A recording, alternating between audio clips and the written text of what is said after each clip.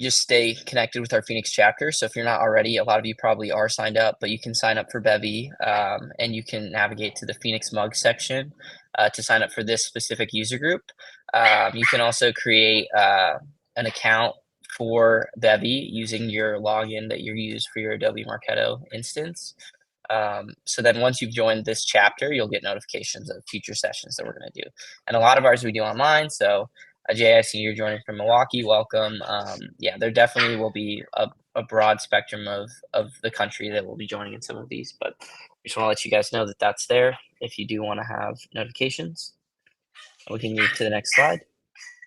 Just a quick recap of Summit, so we can go again to the next slide. If you guys are interested, the links to the recording are here. You can use this QR code, and I'll also put it in the chat as well. Move on to the next slide, please. So welcome today. We are navigating Marketo Measure online channels. This is the Phoenix User Group, as I've said, and this is May 2025. I'm one of your user group leaders. My name is Mikey. Akande is also another one of our user group leaders. He's not here today, but I'll be covering us. And then we have a special guest, Adam, with us as well. And so we can go ahead and move to the next one. And this is Adam. And Adam, I'll toss it over to you.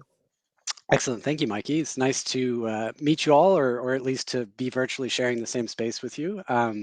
I'll briefly touch on my background and history. I have been in Marketo Measure, formerly Visible, for probably around the last 7 years or so. Started my career in marketing automation with Marketo Engage and just transitioned into attribution softwares. I've been through many implementations, and today I'm going to be talking to you about UTM strategy within your online channel rules. So I'll go ahead and get started. So common questions, what are UTMs? So I won't go into the full history of the Erkin tracking modules and the company that was acquired by Google, 30 years ago or something at this point. But essentially, UTMs are just variables that can exist within URLs that we can identify things like source or medium in terms of the application that's being utilized. And so they're just an available resource that we can that allow us to be able to kind of better track everything that's coming into our website and measure, whether or not things are coming from the sources that we presume them to be coming from. Why do we need to track them? Tracking is always really advantageous for people for allocating budget. For instance, if you allocated a large amount of your budget to a certain resource, but as you're tracking your UTMs and finding them coming to your website, and if you're not seeing a direct allocation between the dollars and cents that you've invested into this platform and the amount of traffic that it's forwarding over to your website, that's a pretty clear indicator that you're not really probably getting a return on investment that's going to be acceptable for you. So tracking is just the easiest and most clear-cut way to associate literal traffic that are people coming in to the original sources. How do people generally use them? It's a variety of ways. Again, tracking is the most predominant way, but from a sense of organizational standpoint, it's always nice to be able to include uh, something that could easily be replicated throughout multiple reports. And I'll get into that in a little bit later in the presentation. But UTMs, again, great for tracking, but help with organization and reporting, help with organization just in general of all of your marketing initiatives and assets.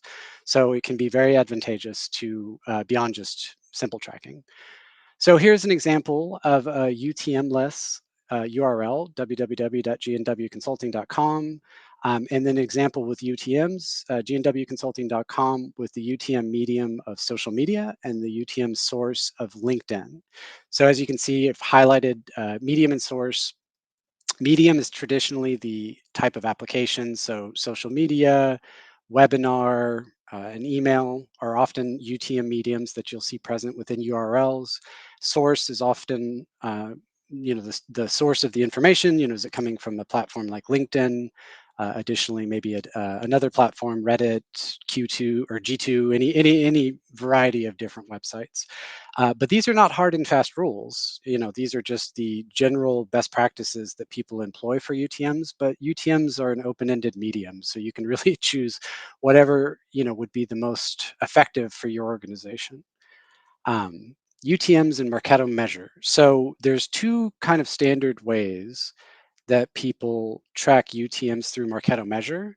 The first is through a tag management system like Google Tag Manager or Telium. And the second is via hard coding the JavaScript onto the actual web page itself. So both of these are effective ways. Typically within an implementation, I'll counsel people to start with whatever is going to get the JavaScript applied the soonest, because the day you start tracking data is the best day of the use of the tool, because then you can start really getting an idea of what's going on. Otherwise you're not being you're not able to see all of the different items and initiatives that are coming through. So the sooner you can get tracking, the better. If it begins with a Google Tag Management system, you can always graduate up to a hard coding application at a later date. It's really, it's really dealer's choice in the beginning, but common questions: when should I use one versus the other, and what are the pros and cons of these two methods? So there is a lot of industry data out there. You can read a variety of different resource documents that will tell you this much is missed or this much is gained via hard coding and tag management systems. The industry standard that I believe that they put into the visible documentation, or sorry, visible Marketo measure documentation from Adobe is 5 to 15%. But the classic line of, you don't know what you're missing. How would you be able to measure something that you don't have access to visibility to see what you're missing? But 5 to 15% just is kind of generally blanket. Hard coding, though, is not without its quote unquote misses of touch points, because hard coding still is interconnected to consent, through GDPR consent, or just opt-in consent. However you have consent set up onto your website, there is a way to interconnect that to hard coding. But again, people have to consent to be tracked in order to be tracked. So just something to keep in mind. There is potentially known data loss within tag management systems, but you're never going to get to a scenario where you're capturing every single person through JavaScript. So this is based on a really interesting conversation that I had with a client many years ago. And I had been talking about online channel rules. And so, the Marketo measure users that are familiar with the online channel rules will understand, this is a big driving portion of the Marketo measure system. But rules is such a clear and hard stipulation to say that these are things that you can or can't break, or something along the lines of just a very much more impactful statement. And the client said, well, I really like to prefer to think of them more as filters than rules. And that really opened up a door for me personally, as far as how I view data, and how I imagine this whole kind of system of visible, or sorry, Marketo. I'm going to do that a lot. So if you could just mentally change when I say visible to Marketo measure, I would greatly appreciate that. But no, it rules just sound so hard and fast, and it's really not a rule, because with the online channel rules, at any point in time, you can change the way that you're bucketing touch points under channels and subchannels. That's never something that is forever written in stone and unchangeable. There is a limitation of 7 days that Adobe puts as a constraint on your ability to upload a new set of online channel rules. So if you were to put a whole new set of online channel rules together on Monday, you would have to wait until the following Monday to make updates or changes if you had saved and published on that Monday. Although, pro tip, just reach out to Adobe support, and they're very, very helpful at opening up your online channel rules if you happen to make an error and you need to adjust them before the 7-day timeline. But that 7-day timeline, which again is something that is instituted through the system and not in any way like interconnected to direct functionality, is really the only rule that would really exist within this. Everything else is just how you like to visualize the data at a high level or at a granular level. So if you want to get as intricate as saying UTM attributes down to a specific channel or subchannel, you can do that. If you would like to group them at the higher level of channel and then go through and put them into different slices and dices through reporting at a later date, that's always an option. But most often people are usually using this as a way to give credit for initiatives, to channels and subchannels as a measure of utilizing those UTMs. So some common questions that exist here. What do the different column listings mean? And this will make more sense as I advance to the next slide. And how does and or logic function in the rules? So as you can see here from this page, again, now let us begin the filtering. No rules present here. This is a common example taken from the generic groupings of rules that you get out of the box when you have your online channel rules set up within Marketo Measure. All of these column headers that you see here relate either to the URL or to the way that Marketo Measure is representing your data within your reporting. So you've got your channel, which is the top level, sub-channel, a little bit more granular. Campaign relates to a variety of different applications, and I'm going to go through that here a little bit later. But campaign, for the purposes of UTMs, can be UTM underscore campaign. It can be a variety of other things as well, though, too. Medium, again, UTM underscore medium. Source, UTM underscore source. Landing page is whatever page you might be redirecting them to, say a Marketo landing page where you're hosting your form. If you would like to specifically call out a landing page within your online channel rules, you have the ability to do that. And then referring website here is essentially where did they come from? These brackets that you see here for LinkedIn are indicative of the fact that LinkedIn is one of the integrated platforms that you can directly connect into the Marketo Measure system. Other platforms like I always go to Reddit. That's probably my most often cited forum. But Reddit is a common example. There is no direct integration with Reddit. So if you were to see Reddit in a referring website, you wouldn't see the brackets here. The brackets are indicative again of that integrated connection. You get 13 rules as part of your online channel rules. Or you get more than 13. Sorry, you get the first 13 rules relate to the integrated platforms, and generally the recommendation is to keep those integrated platforms existent, even if you decided to, you don't use LinkedIn at the moment or Facebook or whatever. Generally, a good idea to just keep these brackets unremoved within your rules. And or statements are facilitated by their association on the lines of each individual bucketing group. So for instance, in this very first rule that you see outlined in blue, I'm saying under the channel of paid social and LinkedIn, if I get a URL that contains the UTM medium of social media and the UTM source of LinkedIn, I would like to bucket that under the channel paid social and the subchannel LinkedIn. But if, for instance, we're running this URL across, through multiple channels on multiple websites, there is the chance that maybe when somebody created the URL, that they didn't include both of these values within the URL. Maybe they just included one of the two. So this creates an and statement saying that Visible is specific, or sorry, Marketo Measure is specifically looking for social media and LinkedIn within the same URL.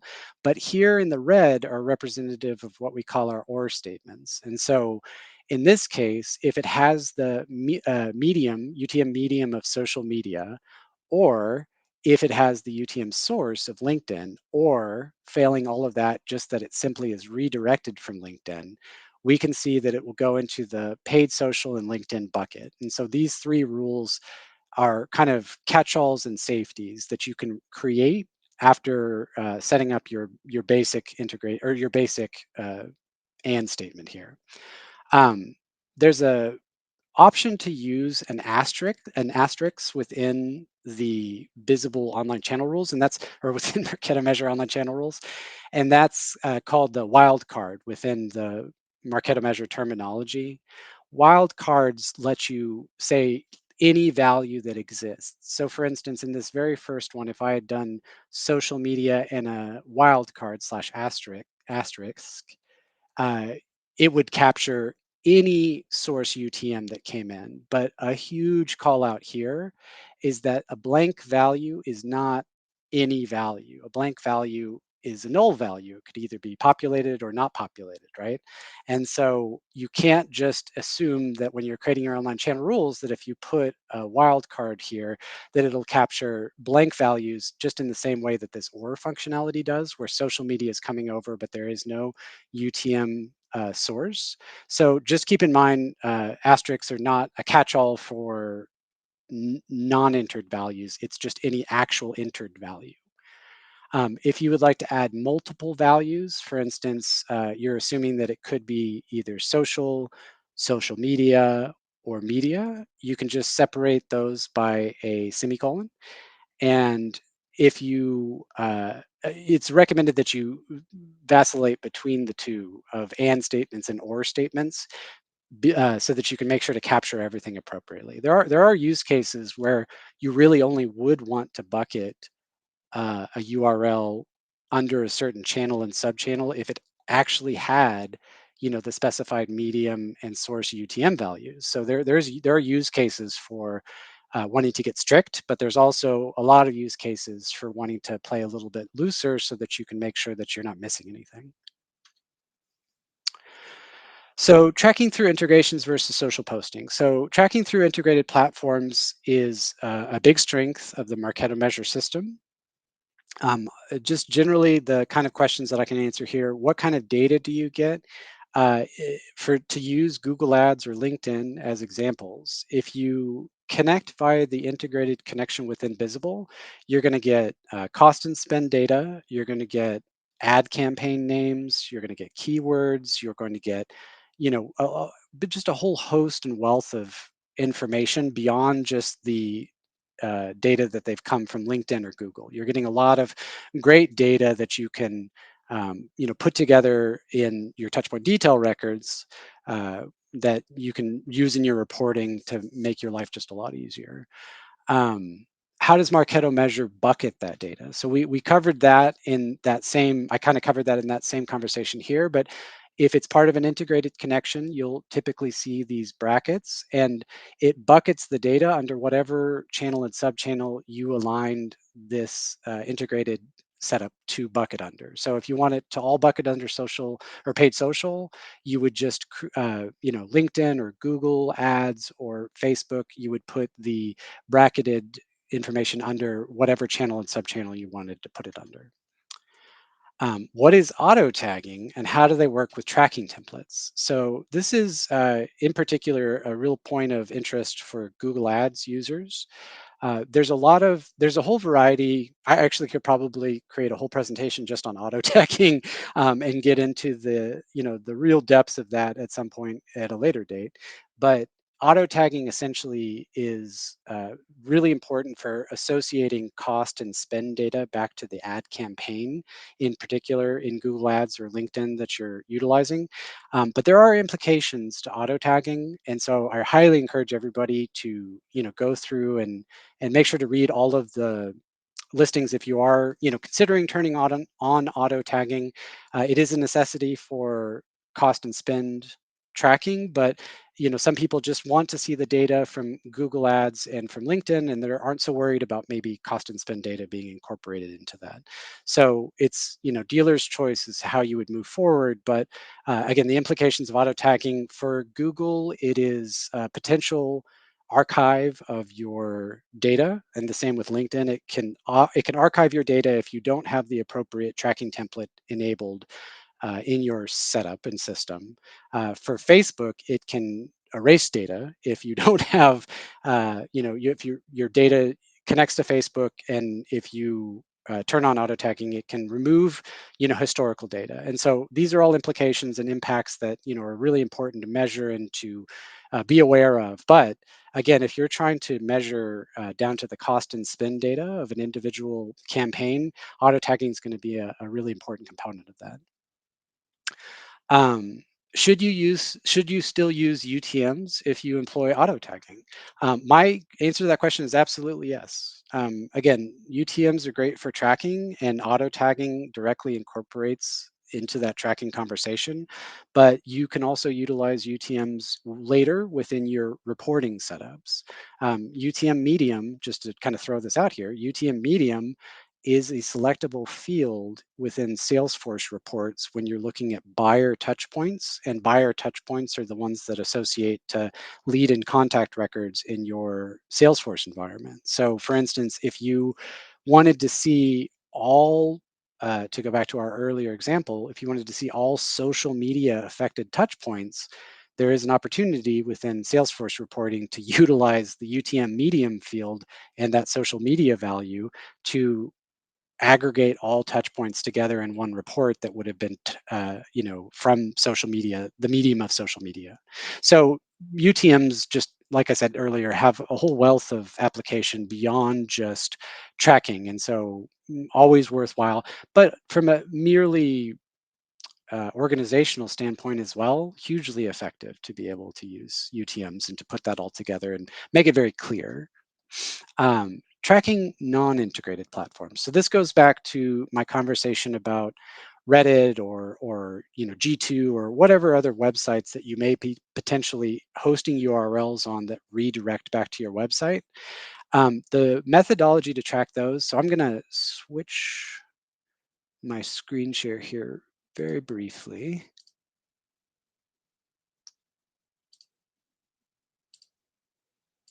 Okay, and so you should all hopefully be seeing the data dictionary, and this is just the generic online channel rules that you get out of the box. So, um, as mentioned, here's the top 13 integrated connections that you can, just come out of the box already ready for you to go. Actually, if there's 14 now, sorry, other organic search is a new addition. But all of the rest of these are utilizing that or functionality that I was talking about. But what if were saying, well, we know we also, again, to use my favorite example, what if we know we also advertise and, oops, I went the opposite direction. What if we know we also advertise on like Reddit? How can we show that within our reporting? Well, presuming that you created a URL that you placed on Reddit to redirect to your website, you can utilize the medium and source UTM values to bucket touch points collected under the channel of social and Reddit or whatever you choose in this way. So you could say Reddit. I think Reddit probably accounts as social media. I'm sure there's a contention or two there, but I view it as social media probably because I'm an attribution consultant and not a SEO. But then also we know, for instance, Reddit's source is going to be Reddit. Additionally, if I wanted to create one more kind of fail-safe to make sure that everything from Reddit, whether or not it's marked in the UTM source as I hope it is as Reddit, we can also put Reddit here, oops, as a referring website, meaning that all traffic that comes from Reddit will now be bucketed under social and Reddit per these, kind of three stipulations that I put, or these two stipulations that I put within the rules. Now, in particular, I really want to call out the fact that I just did Reddit here, not reddit.com. And the reason that I did that is because if you put reddit.com, you've limited yourself to all North American accesses from Reddit, right? Reddit.com is the North American site. And it's probably, I truthfully don't know whether or not it's different in European domains or not. But if you had a website that could potentially cross across uh, international date lines, then that would be a reason to just include Reddit like this, because .com limits you. It's not .eu, it's not .org, it's not .net. So you're constricting yourself by putting .com there, really. So if you just simply put the domain name of whatever domain that you're trying to expose in your rules, you're going to have a much better chance to capture everything. But additionally, going the other way on this conversation, if you wanted to restrict to only see North American touch points, then you could put in restrictions that would adhere to that. But just keep in mind that there's implications with adding a .com or a .net or a .org into your referring website groupings. But just generally, this is the prescription that you would use. And again, to follow my exact rules, I'm gonna add a little bit more clarity here. I could just take these values and spread them throughout, so that we're making sure with our and or rules that if it includes social media and Reddit in one line, great. If it just includes Reddit or just includes social media. But here's a perfect example of why this, this would maybe be one that you wouldn't want to include, because you're going to potentially have other social media medium values. So always a consideration. See, there's one. There's always a consideration, and always something to consider, think through whenever you're doing your rules. But that's a pretty basic walkthrough of how you would do that. And go back here and share my screen again. Okay, so yeah, essentially that would be how you would do tracking amongst all of these different platforms. And now the question of, can you track spend as well? So I mentioned through the integrated platforms that you have the ability to see the cost and spend data, and that auto tagging plays a big function in that rule, or in that process. You can absolutely capture costs though through non-integrated sites. There's the application that is called the cost spend upload, the marketing spend upload section of Marketo Measure allows you to get basically a downloaded CSV that you can see your channels and sub channels called out, and you can do it by month or by year, however, whatever listing you would like to choose. And you can input your own values into that marketing spend CSV so that you can allocate costs for Reddit or G2, or wish I went on more internet sites so I could name more than two sites here. but any site that any site that you spend money on, you can surface that within marketing spend, and by associating the UTM values like we walked through, then you can directly tie those touch points to those same channels, and then you can get your ROI performance on the the cost and spend dollars that you associated directly relating to your touch points.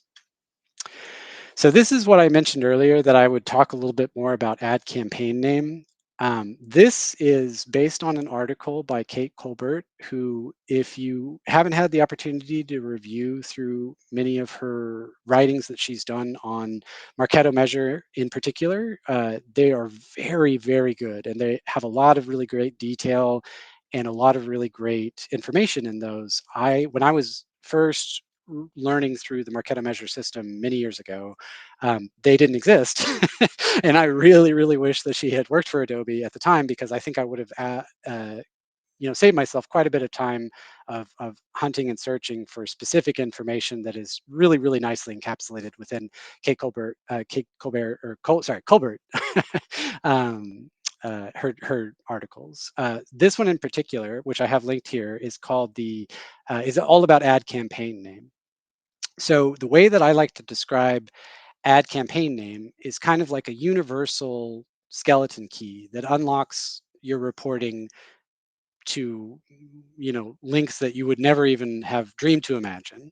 That conversation that I gave a little bit earlier about how medium is an includable field within your Salesforce reporting, well, that's exactly the same functionality that you get with ad campaign name. But the major difference here is uh, all of these columns represent different ways that you can get data populated into something like the ad campaign name field from all these different ventures. So if you have a URL and you utilize UTM campaign, that's going to bring in your ad campaign name into your touchpoint detail record.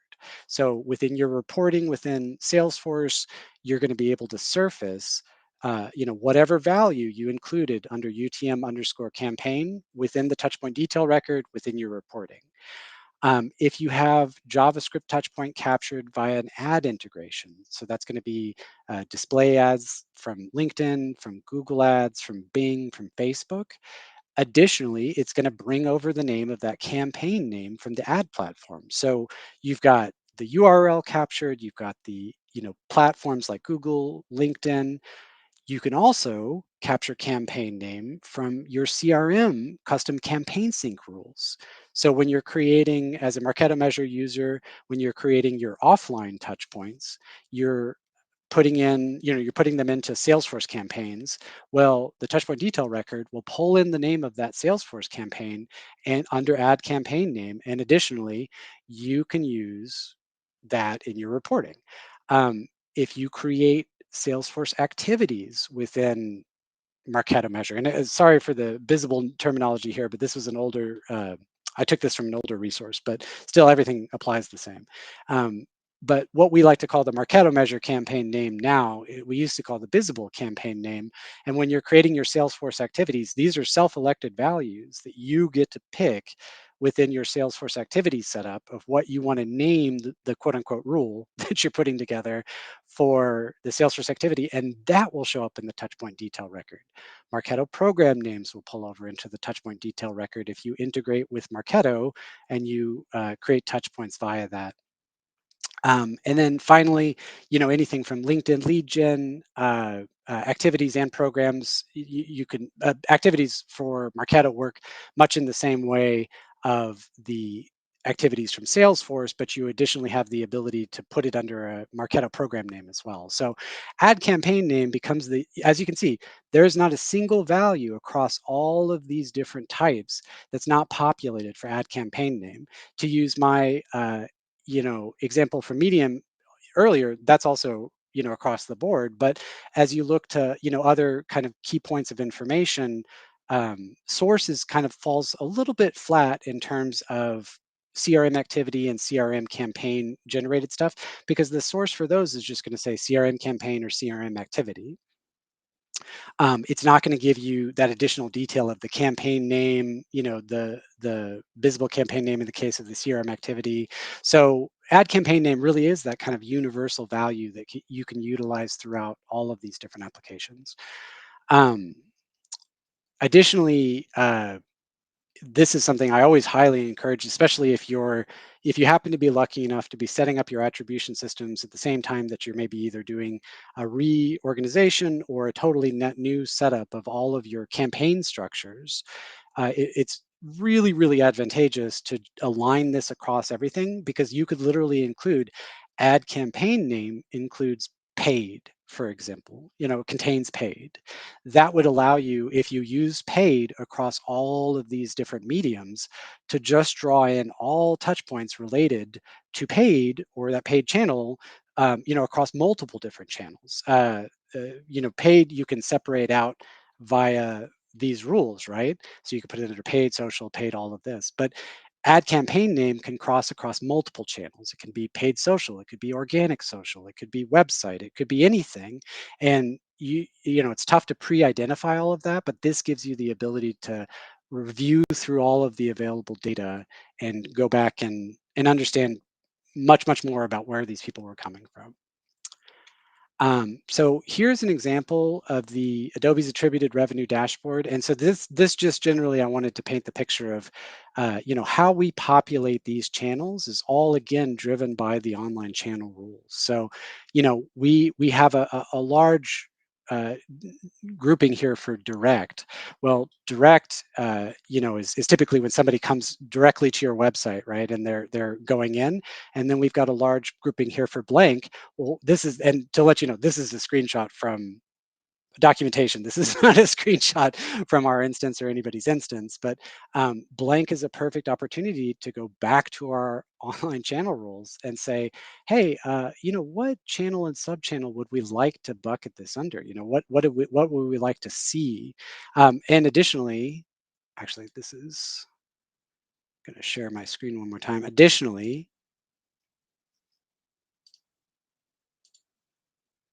within Marketo Measure, you have this other channel, right? And so the other, as I mentioned earlier, with the wildcards is catch-all, but you can go in and you can explore this other channel. You can see what UTM mediums and UTM sources are populating this other channel.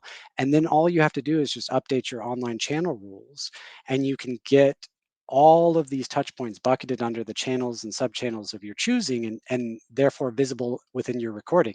But add campaign name's always going to be the same, whether it's under the other channel, the social media, the social Reddit channel, social Twitter channel, what have you. So, there's a lot of value. There's a lot of value in utilizing the UTMs to go back and clean up your channels so that you can make sure to go in and see everything that you would want to see.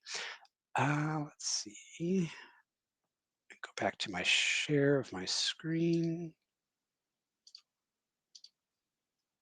Okay. All right. So now we are to the questions portion of the presentation. So I know it looks like we had some questions here. No If issue. anyone does have any questions, feel free to put them in the chat or the Q&A, and we can look them over and get them over to Adam. We'll give it like a minute or two for questions. Adam, thanks so much for going through all of that with us. I loved some of the pro tips you were giving out. I mean, the one about just requesting support if you are within that 7-day period where it's locked. I mean, I had to do that 2 weeks ago because we went Mhm. live with a rule that was like not complete. And so we had to get it unlocked. But I think that's always a really good tip. And then, yeah, the power that UTMs really can have if you do them right to bucket your rules is also really awesome to see.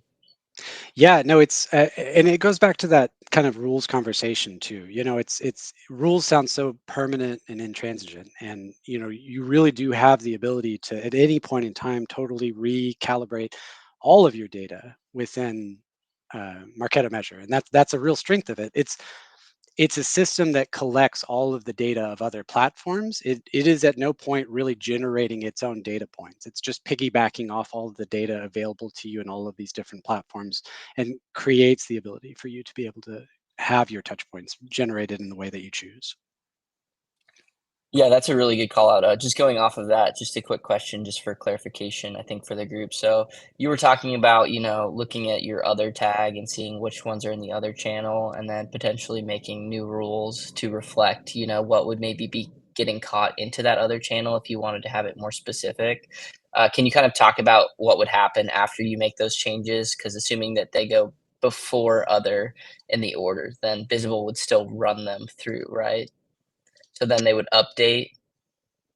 Yeah. So yeah, it starts at the top and it goes down. But yeah, if you were to make, say, you had 177,000 touch points gathered under social and Facebook, but you decide I don't want to break out things by the granularity of Facebook, LinkedIn, and Twitter anymore. I just want it all to be social, or I want it all to be called something entirely different. At any point in time in the history of your Marketo Measure usage, you can totally reallocate all of your data points onto under different channels and subchannels, and there is no limitation on that. That is an all-time, all history. Even if you have, I've had clients that have had 10-year, yeah, or not 10-year, but like 7 to 8 year, because I don't know how long Marketo Measure's been around, but multiple years worth of data that they've had, and we've been able to basically rebucket it, repopulate it under the correct channel and subchannel. There is a timeline, there it's not an immediate overnight thing. It can take, depending on the amount of touch points that you have within your system, it can take maybe upwards of a week or so if you've got a long history and millions of touch points. But if you just started, and you literally just placed your JavaScript within the last month, it'll probably take around 2 to 3 days. Awesome. Yeah, thanks for sharing that. I think that's something that's good to call out because I mean, let's say you did want to change how you were doing it, then you still have that functionality, which I think is a really advantageous part of Marketo Measure. I still always call it visible as well, so it's just been a struggle for me to convert, but I really appreciate that. Okay. Well, I think we don't have any questions. The last couple things I'll say is if anybody has any ideas for future user groups or topics that you're interested in hearing about or want to learn more about, you can email me or Akande, and we will take those down and try and kind of provide content that you feel like is valuable for you. As well as if you have any feedback about this session or any of the other sessions we've done, we're always looking to make sure this is a very good space for everybody. And Adam, we thank you so much. Your presentation was fantastic. Feel like we learned a lot today. So thanks for coming over. Yeah, no, I appreciate you giving me the opportunity to talk about Marketo Measure more. I actually am really jazzed by the system. So if anybody, ever has any future questions, please look me up. Thanks so much again, Adam. We love to having you. Thanks everybody. I hope you have a great rest of your day. Thank you very much.